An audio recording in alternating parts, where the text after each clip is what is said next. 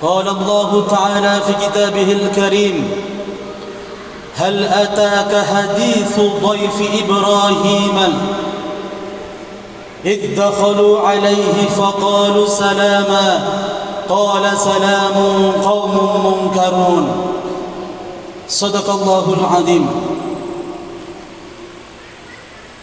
Yang pertama yang kami muliakan para alim, para ulama, para asatid, bapak ibu guru, orang tua kami, saudara-saudara kami, serta adik-adik kami yang hadir pada kesempatan yang berbahagia ini. Semoga langkah daripada bapak dan ibu semua ditulis sebagai amal ibadah oleh Allah Subhanahu wa taala. Amin. Amin ya rabbal alamin.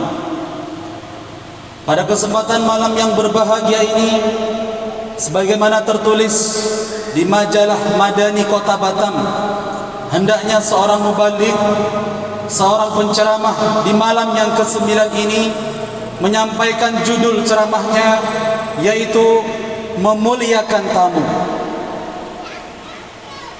Bapak Ibu yang dimuliakan Allah Subhanahu wa taala, sebelum panjang lebar kami teringat Bapak dan Ibu asar yang disampaikan oleh sahabat Ali karramallahu wajhah, di mana di dalam kitab Duratun Nasihin, orang-orang yang keluar dari rumahnya menuju rumahnya Allah untuk melaksanakan sholat tarawih di malam yang ke-9, wa fil lailatit tasi'ah, di malam yang ke-9, faka'annama abadallahu ibadatan nabi, orang-orang yang salat tarawih di malam yang ke-9 maka diberi pahala oleh Allah Subhanahu wa taala seakan-akan salatnya atau ibadahnya ini seperti ibadahnya para nabi.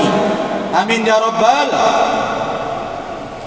Jadi untuk itu teruslah kita istiqamah untuk melaksanakan sholat tarawih, karena di setiap malamnya Allah memberikan pahala yang diberikan kepada hamba-hambanya yang ikhlas dan istiqamah. Amin ya rabbal alamin.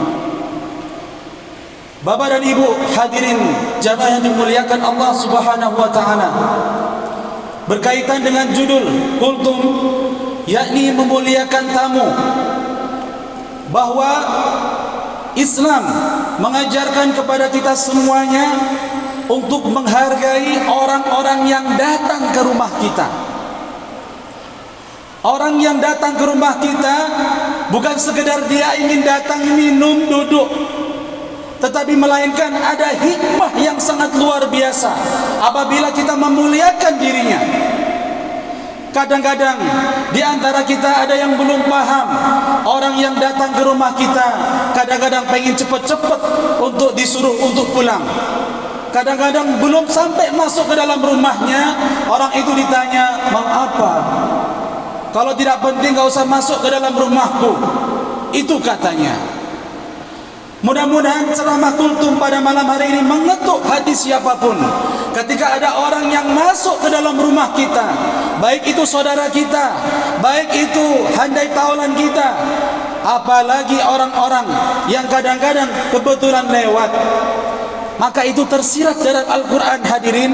Sebagaimana Nabi Ibrahim alaihissalam dengan istrinya Hajar dan Sarah, di mana Nabi Ibrahim sudah larut tua dan tidak memiliki keturunan, namun dari lewat seorang tamu inilah diberi kabar. Karena ini bukan sembarangan cerita Bapak Ibu. Tengah malam buta ada orang yang bertamu ke rumah Nabi Ibrahim. Nabi Ibrahim tidak banyak tanya Bapak Ibu, karena itu perintah Allah Subhanahu wa taala. Nabi Ibrahim sampai memberikan jamuan yang sangat luar biasa, disebut dalam Al-Quran samin. Samin itu adalah sehidangan yang luar biasa yang ada dagingnya. Zaman dulu di mana memperoleh daging tengah malam? Karena saking perintah Allah Subhanahu wa taala, tidak tanya orang itu dari mana, dipersilakan duduk, dihidangkan makanan yang luar biasa itu. Apa kata mereka? Qala ala ta'kulun. Aku kesini bukan untuk makan. Memberikan kabar gembira, wahai Ibrahim, bahwa istrimu sebentar lagi akan mendapatkan keturunan. Itu perintah langsung dari Allah. Ternyata yang datang ini Bapak Ibu adalah malaikat. Oke lah, kalau yang datang itu manusia. Dengarkan baik-baik Bapak Ibu yang dimuliakan Allah Subhanahu wa taala. Orang-orang yang memuliakan tamu, maka disebutkan dalam hadis, ya'tid dhaif, ya'tid duyuf bi arzaqihi. Ketahuilah Bapak Ibu, tamu-tamu yang datang ke rumah kita itu dia membawa rizki. Yang kadang-kadang rizki itu tidak dapat kita sangka-sangka Bapak Ibu yang dimuliakan Allah. Itu Nabi yang mengatakan, Pak. Enggak sampai situ. Apa yang katakan Nabi Muhammad SAW?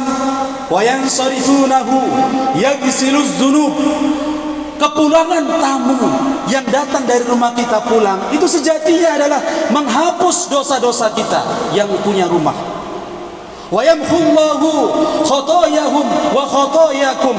Dan kepergiannya itu ternyata menyisakan cerita dihapusnya dosa di antara dia dan yang punya rumah. Masya Allah Bapak Ibu, ini baru yang pertama. Kemuliaan orang yang memuliakan tamu, ternyata Allah hapuskan dosa-dosanya. Dan ternyata tamu itu datang membawa rezeki untuk yang punya rumah. Amin ya Rabbal. Yang kedua Bapak Ibu yang dimuliakan Allah Subhanahu wa taala, ternyata memuliakan tamu itu kata Nabi, man kana yu'minu billahi wal yaumil akhir fal yukrim dhaifah. Orang-orang yang beriman kepada Allah dan hari akhir, hendaknya dirinya telah memuliakan tamunya. Seakan-akan Allah ingin mengajarkan, hai kamu orang-orang yang beriman, orang yang datang, tamu datang ke dalam rumahmu itu, aku perintahkan untuk memuliakan dia.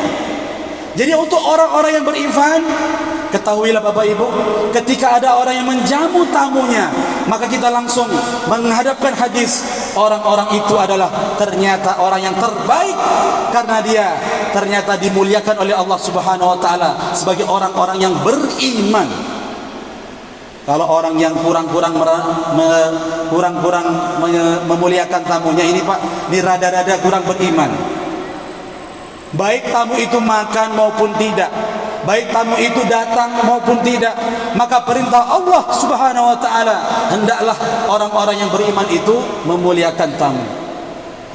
Yang ketiga, jamaah hadirin sidang salat tarawih yang dimuliakan Allah, orang-orang yang memuliakan tamu ternyata memiliki hubungan khusus dengan Allah Subhanahu wa taala. Apa hadis Nabi Muhammad SAW? Di dalam riwayatnya itu, man wasalahu wasala Allah, wa man qata'ahu wa man qata'a Allah. Orang-orang silaturahmi itu tersambung langsung ke arasnya Allah Subhanahu wa taala. Barang siapa yang menyambung silaturahmi itu dengan mengunjungi rumah saudaranya, sesungguhnya dia telah menyambung hubungan denganku, kata Allah. Orang-orang yang tidak mau bersilaturahim, tidak mau bertamu, justru dia telah memutuskan tali silaturahmi dengan Allah Subhanahu wa taala. Dengan kata lain Bapak Ibu yang dimuliakan Allah, orang-orang yang memuliakan tamu itu ternyata dia punya hubungan spesial dengan Allah. Dekatnya dengan Allah Subhanahu wa taala sangat luar biasa. Maka Bapak Ibu, kita sebagai tamu, maka sering-seringlah kita meminta doa kepada orang yang punya rumah. Ataupun sebaliknya, kita sebagai tuan rumah meminta doa kepada orang yang bertamu di rumah kita, karena di antara keduanya ada hubungan khusus dengan Allah Subhanahu wa taala. Yang terakhir, sebagai penutup kultum pada malam hari ini, ternyata orang-orang yang memuliakan tamu itu, Bapak Ibu yang dimuliakan Allah, itu ternyata memiliki pahala sebagaimana pahala haji dan umrah. Ini langsung dari Ibnu Abbas radhiyallahu anhu, bahwa Nabi Muhammad SAW menyatakan, idza dakhalat dhaif baital mu'min, ketika seorang tamu memasuki rumah seorang mukmin, maka dakhalat ma'ahu alfa barakah wa alfa rahmah. Orang-orang yang mengetahui hal ini, ketika ada tamu masuk ke dalam rumah kita, sejatinya tamu itu membawa 1000 keberkahan dan 1000 rahmah. Idza akala, apabila tamu itu memakan makanan yang dijamukan, yakuluha, dan dia memakannya, maka kullu luqmatin, setiap kunyahan yang dimakannya dari tamu tersebut kana ajru min hajjin wa umratin. Orang-orang yang sedemikian memuliakan tamu itu, Bapak Ibu, apabila tamunya memakan makanan dari hidangan yang kita suguhkan, maka kita yang punya rumah itu seperti mendapatkan pahala haji dan umrah. Amin ya rabbal. Maka untuk itu, sebagai penutup, marilah kita jangan sepelekan orang-orang yang datang ke rumah kita. Boleh jadi kalau memang tersirat dalam Al-Quran ada kabar gembira dari malaikat-malaikat yang Allah utus ke rumah kita. Kadang-kadang itu sebagai ujian bagi kita. Ada orang tak tahu datang dari mana, dia belum nyampe ke rumah kita, kadang-kadang kita sudah marah, padahal itu ada kabar gembira dari Allah.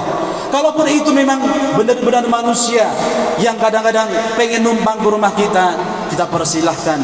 Maka Allah Subhanahu wa taala janjikan kita ini adalah orang-orang yang beriman, dan kita ini adalah siap menyambut 1000 keberkahan, 1000 rahmah, dan kita akan mendapatkan pahala sebagaimana pahala haji dan umrah.